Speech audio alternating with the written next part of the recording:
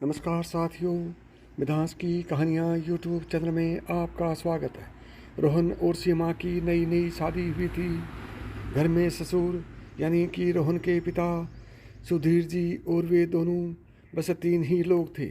इस घर को रोहन के पिता सुधीर जी और वे दोनों बस 3 ही लोग थे। इस घर को रोहन के माँ बाप ने जीवन भर पाई पाई जुटाकर बड़ी मेहनत और अरमानों से बनाया था। वरना आज के समय में मुंबई में घर बनाना तो दूर की बात है, किराए पर लेना भी बहुत बड़ी अचीवमेंट से कम नहीं है। वे जब रोहन कॉलेज में था तब माँ उन्हें और दुनिया को छोड़कर जा चुकी थी। एक काम वाली बाई शंकु थी जो सुबह से लेकर शाम तक उनके घर का सारा काम करती थी। नई नई शादी हुई थी, इसलिए शंकु बाई का दिन भर घर में रहना सीमा को अपनी प्राइवेसी में बंधा सा लगता था।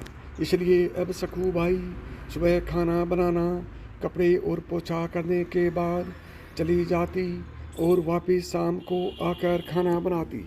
शंकु बाई की दोपहर की गैर हाजिरी से कई छोटे मोटे काम दिखाई देने लगे, जिनमें से ज़्यादातर काम बिना कहे सुधीर जी ये सोचकर कर लिया करते थे कि बहू को मदद तो हो जाएगी, लेकिन बहू सोचती कि ससुर को औरतों के काम में दखल देने की आदत है। एक दिन मौका देखकर सीमा ने रोहन से कहा, क्यों ना हम बाबूजी को वृद्धाश्रम में भेज दें। सिर्फ एक बार पैसा भरना पड़ेगा और उन्हें अपने भी उम्र के लोगों का साथ मिल जाएगा। हमें भी अपनी प्राइवेसी के बारे में ज़्यादा सोचना नहीं पड़ेगा। रोहन ने सीमा की बातों पर ज़्यादा ध्यान नहीं दिया। कुछ दिन ही बीते थे कि बाबूजी अपने दोस्तों के साथ एक हफ्ते के लिए टूर पर गए और इत्तेफाक से इसी दौरान शंकु बाई भी छुट्टी पर थी। फिर क्या, सीमा को जैसा चाहिए था वैसा समय मिलने लगा तब रोहन रेस्टोरेंट में खाना खा लेता और सीमा का काम आमलेट, ब्रेड या मैगी से चल जाता। खाना बनाने की टेंशन नहीं थी, लेकिन घर से निकलने वाले सारे काम तो अभी भी करने ही थे। ससुर जी की गैर हाजिरी में सीमा को एहसास हुआ कि वह बिना कहे ही जो काम कर लिया करते थे उनमें कितना फर्क पड़ता था। छोटे मोटे लगने वाले यह काम भी काफ़ी समय और एनर्जी वाले होते थे। कुछ दिन बीतने के बाद एक दिन रोहन सीमा को कहता है, चलो आज कहीं बाहर घूम कर आते हैं। सीमा बड़ी खुशी खुशी सज धज कर बाहर घूमने के लिए तैयार हो जाती है। रोहन सीमा को अपने घर से 4 किलोमीटर दूर एक चौल में लेकर आता है। एक आदमी रोहन के हाथों में एक चाबी देता है। रोहन उस चाबी को लेकर चौल का एक कमरे का दरवाज़ा खोलता है।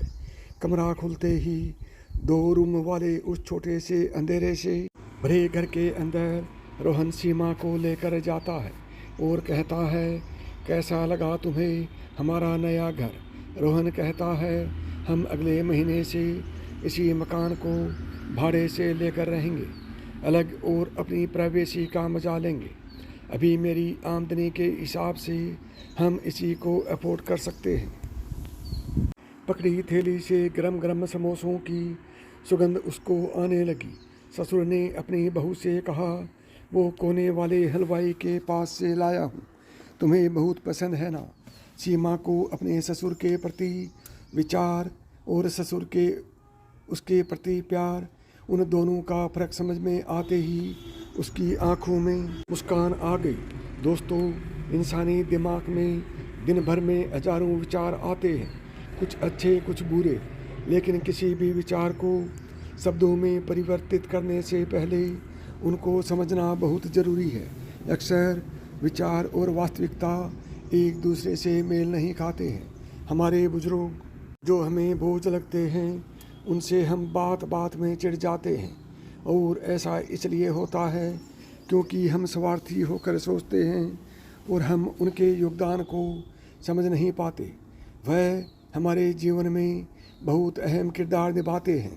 साथियों, यदि आपको मेरी बताई हुई कहानी पसंद आई हो तो अभी मिधांस की कहानियाँ यूट्यूब चैनल को सब्सक्राइब करें। नमस्कार दोस्तों, जय श्री कृष्ण।